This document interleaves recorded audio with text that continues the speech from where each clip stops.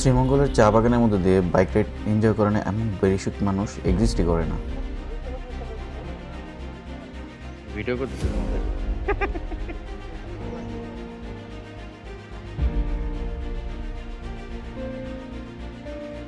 মাধবপুর টি স্টেটের চোখ জোড়ানো লেক, লাউয়াছড়া বন্যর মধ্যে দিয়ে অ্যামেজিং একটা রাস্তা, ফরেস্ট অ্যাডভেঞ্চার পেতে হামহাম ওয়াটারফলে ভ্রমণ। তবে ছবি তোলার জন্য নূরজাহান টি স্টেটে যাওয়া উচিত।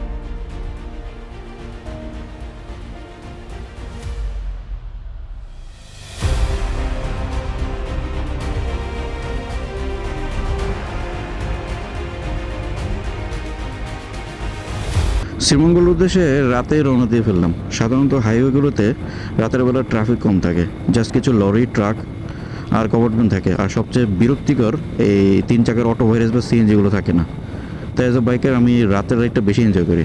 আপনার যদি অন্য কোনো প্রেফারেন্স থেকে থাকে তাহলে কমেন্ট করে জানান। মাত্র 4.5 ঘন্টার রাস্তা ঢাকা থেকে শ্রীমঙ্গল, অথচ গতকাল রাত 11টা রওনা দিয়ে আজকে ভোর 7টায় পৌঁছেছি। তাও শ্রীমঙ্গল এরিয়াতে ঢুকেছি মাত্র। যতটুকু সময় বাইক চালিয়েছে তার চাইতে বেশি মনে ব্রেক নেওয়া হয়েছে, যেহেতু ঢাকা থেকে শ্রীমঙ্গল রোডে শ্রীমঙ্গলের এলাকাতে পৌঁছানোর আগ পর্যন্ত কোনো দৃষ্টিনন্দন জায়গা নেই, তাই রাতে আর ভিডিও করে নেই।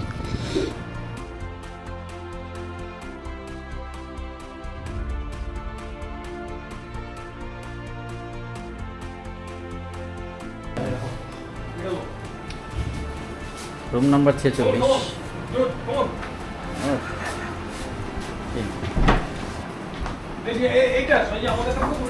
এখানে যে ব্যাচেলার ছেলেবেলা সেটা বোঝা যায়, জামা কাপড়ের অবস্থা দেখি। মৎস্য চাষ করবে? হ্যাঁ হ্যাঁ, এটা হলো আমাদের পুকুর, ঠিক আছে? ওই যে মাছ চাষছি, তুমি ধরে আনো, তোমারে খাওয়াই।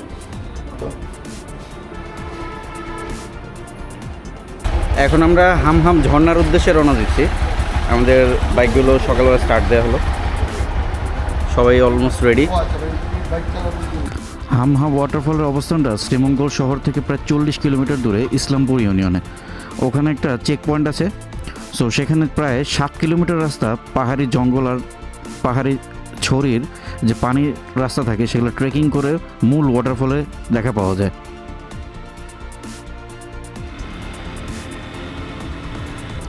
শ্রীমঙ্গল শহর থেকে বেরিয়ে লাউয়াছড়া রিজার্ভ ফরেস্ট গেটে যেতে হলে প্রথমে চোখে পড়বে ভানুগাছ রোডের এই চা বাগানটা।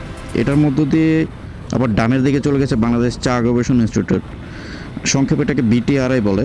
একটা চা প্রদর্শনী আর বিক্রয় কেন্দ্র আছে এটার মাথায়। আমি ঢাকাতে ব্যাক করার সময় অবশ্যই এখান থেকে কিছু চা কিনে নিয়ে যাব। আমার বন্ধু সামনে থেকে বাইক থেকে ঘুরে গিয়ে রিয়ার ভিডিও নেওয়ার চেষ্টা করছে। বোনাস ক্লিপ হিসেবে এটাকে আমি অবশ্যই এখানে অ্যাড করে দিব।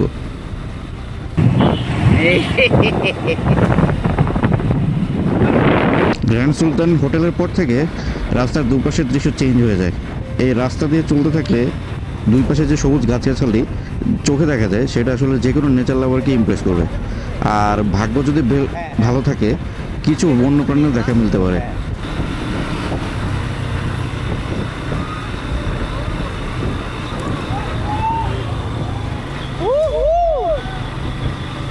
বাদর ডাকতেছে।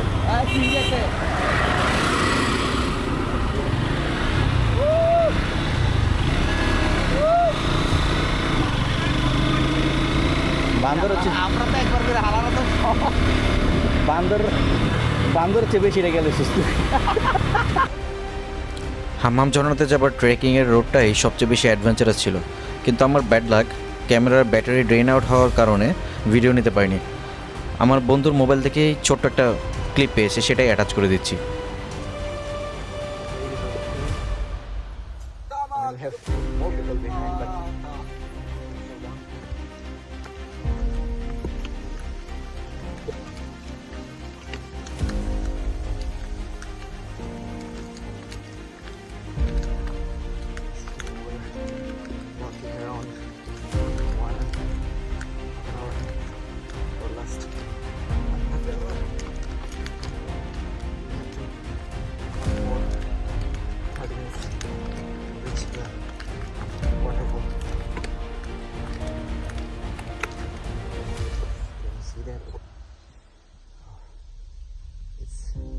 Completely 90% degree.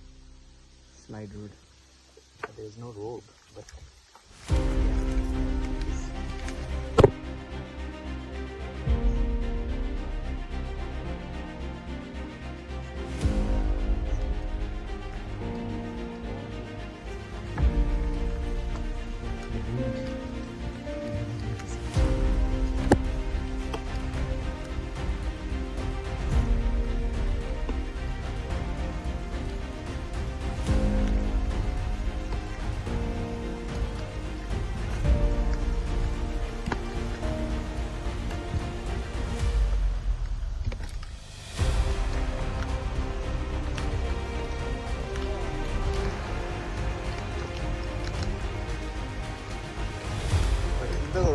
প্রায় 15 কিলোমিটার পাহাড়ের জঙ্গলের রাস্তা আমরা ট্রেকিং করে বেশ ক্লান্ত হয়ে গেছি।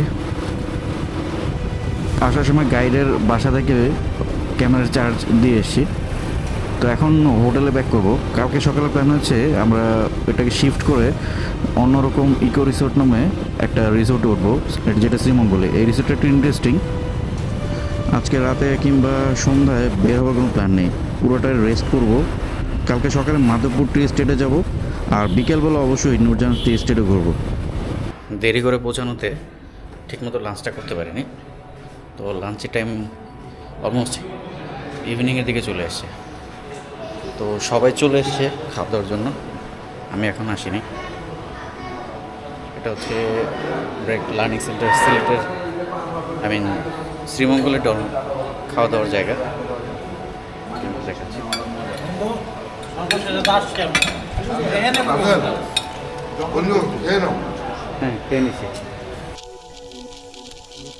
খুব সুন্দর একটা সকাল আজকে, ওয়েদার খুবই ভালো, বৃষ্টি এবং অতিরিক্ত গরম কোনোটাই নাই। আজকে দ্বিতীয় দিনের মতো লাউগাছড়া রাস্তা ধরে যাচ্ছি। গতদিন হামহাম ঝর্নার পর কোথাও যাওয়া হয়নি, তো আজকের প্ল্যান গতকালকেই ঠিক করে ফেলেছিলাম যে সকালে মাধবপুর আর বিকেলে নূরজাহান টি এস্টেট ঘুরবো। মাধবপুর গেট থেকে এন্ট্রি ফি দিয়ে তারপর ঢুকতে হয়। চা বাগানের মধ্যে লেক, আর তার মধ্যে সুন্দর শুভ্র শাপলা ফুল।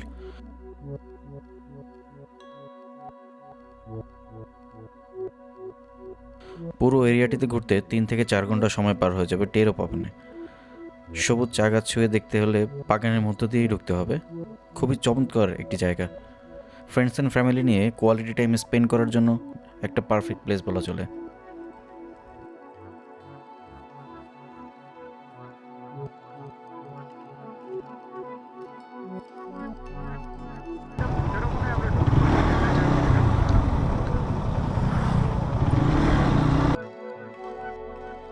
নূরজাহান টি এস্টেটটাতে মানুষের সমাগম অনেকটাই কম। যে ক্রাউডটা আমরা মাধবপুর টি এস্টেটে পেয়েছি সেটা এখানে একেবারেই পেলাম না। তবে যারা একটু নীরব জায়গা পছন্দ করেন তাদের ওই জায়গাটা খুবই পছন্দ হবে।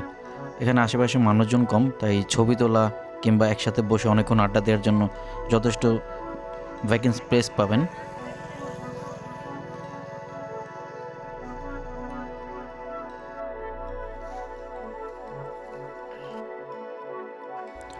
আমরা যে রিসোর্টটাতে উঠেছি সেটার নাম অরণ্যবাস ইকো রিসোর্ট। এটা গ্র্যান্ড সুলতান হোটেল থেকে উল্টা পাশে যে রোডটাকে